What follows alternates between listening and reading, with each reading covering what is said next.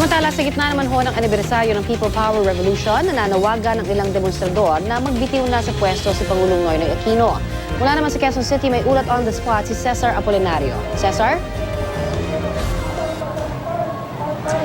Koni, mga taga Cavite ang karamihan sa sumali rito sa pagsasagawa nila ng kilos protesta dito sa kabaan ng Quezon Avenue.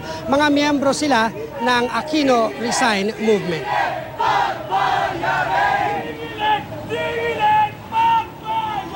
Nabuo ito dahil sa kagustuhan nilang may pumalit sa pwesto ni Pangulong Benigno Aquino III. Ang grupong Aquino Resign Movement ay nagsimulang magbarikada sa Mabuhay Rotonda kaninang alas 10 ng umaga. Bitbit ang placards at streamers na may nakasulat na panawagan, Aquino Resign. Mula Mabuhay Rotonda ay nagmarcha sila sa kabaan ng Quezon Avenue patungo rito sa EDSA. Sa mismong kinatatayuan ko at sandaling hihinto rito para gunitain ang makasaysayang EDSA People Power Revolution na nagpatalsik kay dating Pangulong Ferdinand Marcos.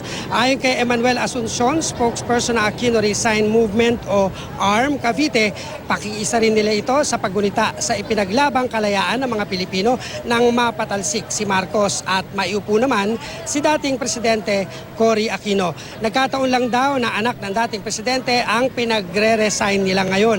Lalo't napapanahon na raw na muling makakita ng pagbabago sa administrasyon. Sawa na raw sila sa mga kapalpakan umano ng Pangulo. Ang pinakahuli ay ang insidente raw sa Mama Sapano.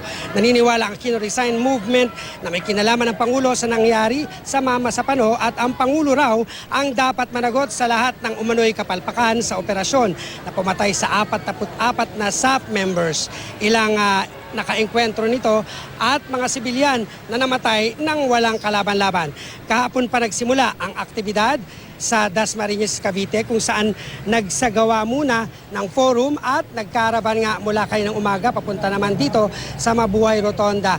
At mula rito sa EDSA ay tutulak itong grupong ito papunta ng Cubao at papuntang Krame kung saan magsasagawa naman sila ng human chain at doon ay sasalubungin sila ng grupo na galing naman sa Southern Tagalog at dediretso sila papunta sa People Power Monument para magsagawa ng programa roon. Connie? Maraming salamat, Cesar Apolinario.